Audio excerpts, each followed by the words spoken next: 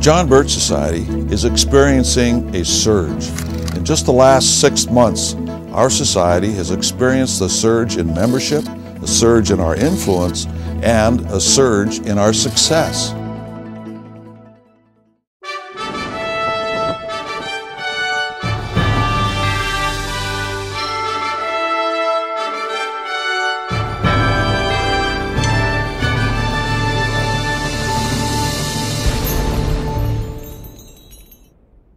More and more people are learning about the John Birch Society due to the outreach programs of our members and initiatives launched from our headquarters.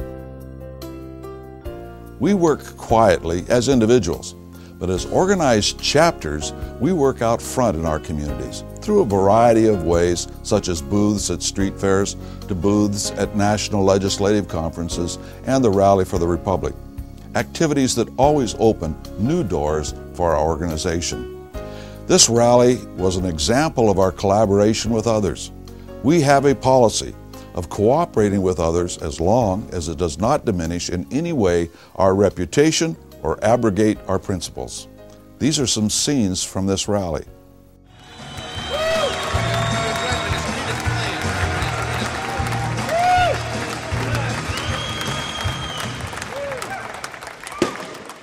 Thank you very much.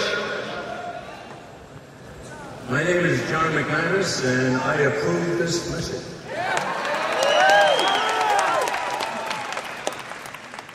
I'm also known as Jack. And please, if you greet me at the airport, don't say, "Hi, Jack."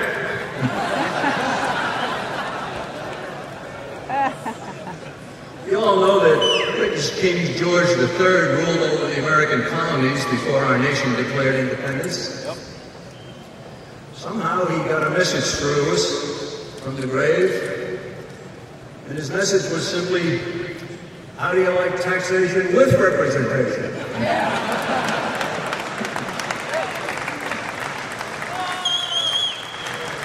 40 years ago, there were prominent media commentators claiming that our society wouldn't last a decade. They're wrong. We're scheduled to celebrate our 50th anniversary next month.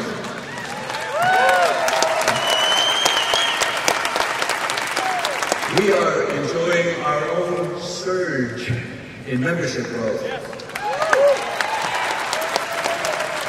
The speaker at our 50th anniversary celebration in October will be Dr. Ron Paul.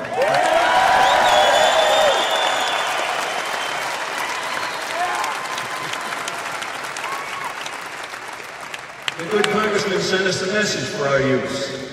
It says, "The John Birch Society is a great patriotic organization featuring an educational program solidly based on constitutional principles. I congratulate the society in this its 50th year." Thank you very much, Ron. You know, it was only a few months ago that I suffered through watching one of those televised debates. As usual, the establishment's favorites were given most of the time at the microphone. When they finally got around to Ron Paul, he remarked that he had been listening to the others arguing about next to nothing, and he thundered, "What about the Constitution?"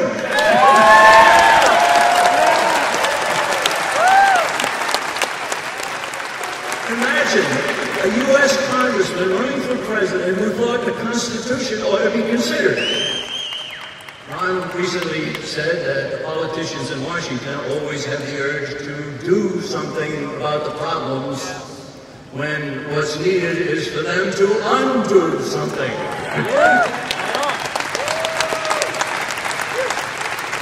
My own similar attitude is that our nation didn't become the envy of the world because of what government did.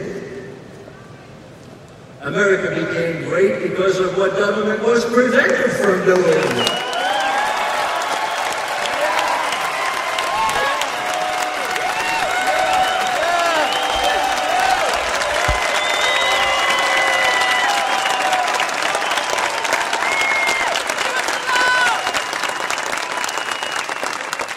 Right now, the admitted national debt stands at just under $10 trillion. Count unfunded obligations into the future. Now that's 10 with 12 zeros. a practically incomprehensible number. And every citizen's share of that debt is $31,000. The debt rises at almost $2 billion every single day. What do our leaders do in the face of this massive amount of red ink?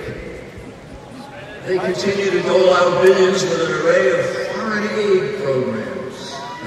Now let's think about the Constitution for a minute, okay? It isn't a blank check for the government to do whatever it wants, no. It's actually a delegation of a few legitimate powers and a strict prohibition on most of what governments throughout history like to do.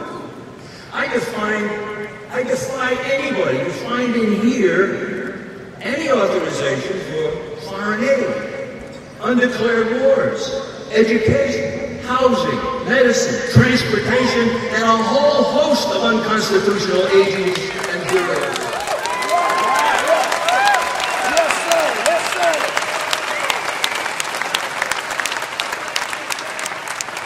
Nor will you find in here any authorization for the Federal Reserve. Now, what do we do about the Federal Reserve?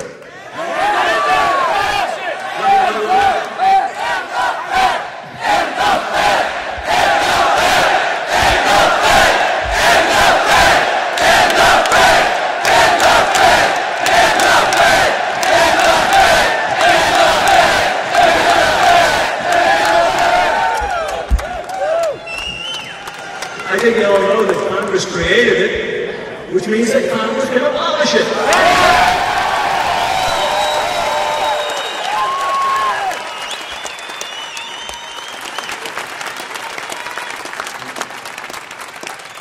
We John Birchers revere what the founders gave us, but we know that it's not enough just to have a Constitution. What's needed is a rising tide of demands that elected and appointed officials adhere to the document's limitations. They all swear an oath to uphold it, and the only clause they seem determined to obey is the one that says they shall be paid out of the U.S. Treasury.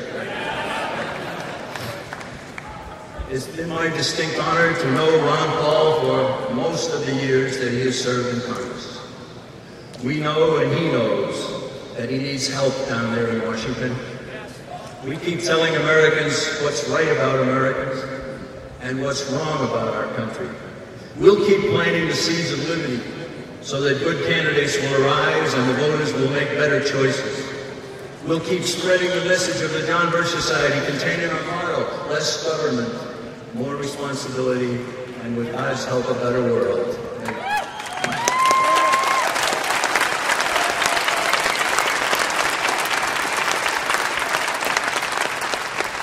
We believe that government should be limited by law, and that's the Constitution, and we believe that individuals should be limited by a freely accepted code like the Ten Commandments. We pray as if everything depends on God, and we work as if everything depends on each of us, and we do it at the same time. That's what we urge everybody to do. I hope each of you is determined, as is every member of the John Birch Society, to take our country back.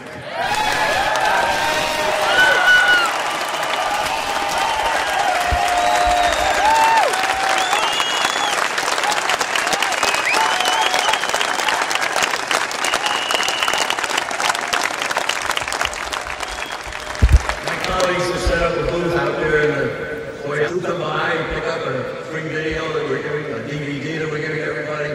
Take a look at our New American magazine. I'll close with the realization that has already dawned on many newly awakened and newly energized Americans.